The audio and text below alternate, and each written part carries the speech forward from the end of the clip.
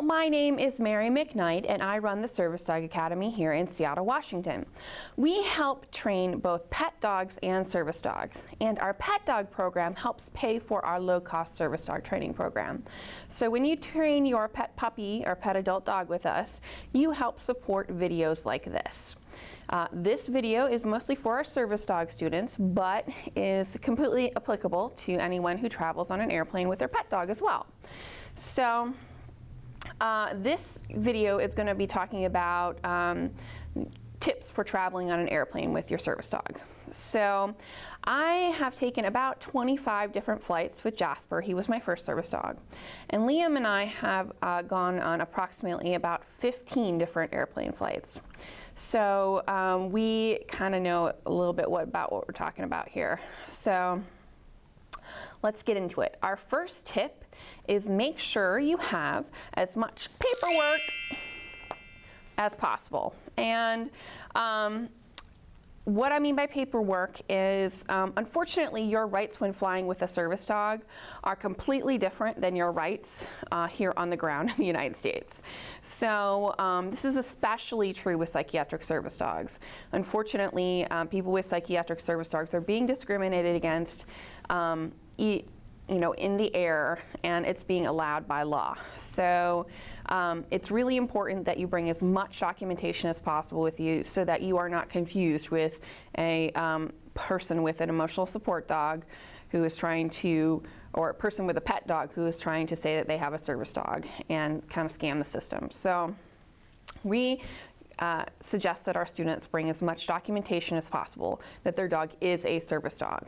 So there's no question ever between you and the ticket agent on whether or not your dog is a service dog. So when I say paperwork, I suggest that you have a note from your doctor prescribing you the use of a task-trained service dog to help you mitigate the symptoms of your disability, and that your service dog is covered under the Americans with Disabilities Act. I suggest that you document all of the hours that you train your service dog, and you bring that documentation with you. Again, the difference between a pet dog and a service dog is documented training hours. So you need to make sure that you are training your dog to mitigate the symptoms of your disability. If you are not, your dog is just a pet dog. I suggest that you also have a current health certificate with you. These are usually given anywhere between 1 day and 10 days prior to your flight. And although it is not required by law for you to have a health certificate, I'll kind of talk about the reasons why we suggest having this paperwork in a couple of minutes. But I really recommend that you have a health certificate if you're going to fly with your dog.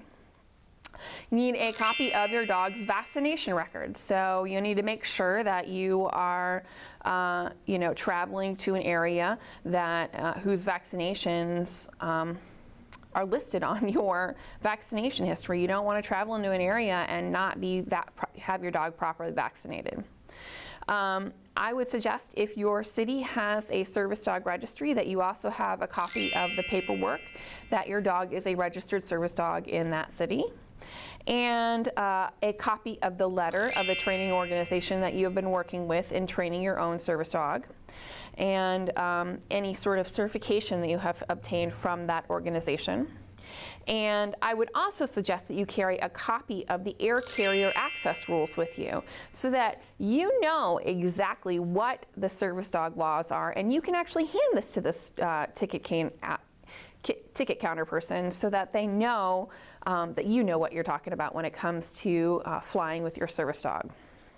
So even though they don't have the right to ask you for documentation, it unfortunately happens, and you don't want to get caught in a situation where you are being asked to provide documentation, you don't have it, and they're not going to let you fly. And that's going to ruin your vacation and prevent you from hitting your connection flights. And in my opinion, it's better to be prepared than to be sorry. So the more paperwork you have with you, the better, in my opinion, even though it's not necessarily required by law. You don't want to be stuck with some airline counter attendant who thinks he is the bomb by making sure that every single dog is a service dog on there, and that you don't have the right look in order to have a service dog. So bring your documentation just in case.